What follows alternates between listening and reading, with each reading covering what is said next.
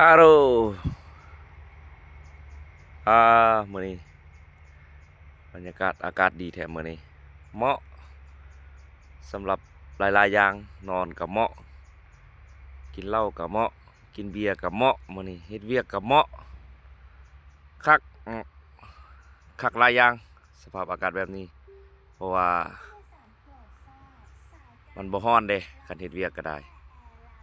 คันว่าโอ้กินเหล้าก็เข้าท่าอยู่มันบ่ได้ออกไปเหี่ยวไปหยังตลอดเด้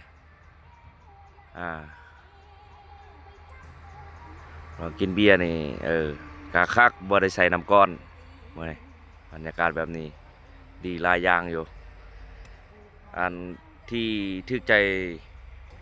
คักๆก็แม่น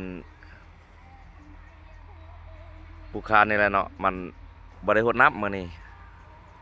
เพราะว่าฝนตกใส่แล้วเด้อากาศฟ้าหลังฝนก็สิเป็นสีใสๆนั่นนี่แล้วแหละเนาะอ่าอ่าอ่ายินดีต้อนรับหมู่คู่ฮักแพงพี่น้องปองปายหรือว่าแขกอยากมาอีนมาหาอยากมาซุ่มมาแซวกะมาได้ว่าเปิดครับตลอดเวลาอยู่แล้วนะครับมีสถานที่มีบอลของฮับไว้สำหรับแขกมายืมายามมาก็บ่จำเป็นต้องได้ไปนอนโรงแรมบ้านพักอีหยังให้มันมากมายเปลืองเงินเปลืองคำมาหาผู้ค้านี้สถานที่พักผ่อนนอนก็มีให้คันโบติโบฮิอีหยังเนาะมีเฮือนให้พักให้นอนมีบอลซุ่มแซวกัน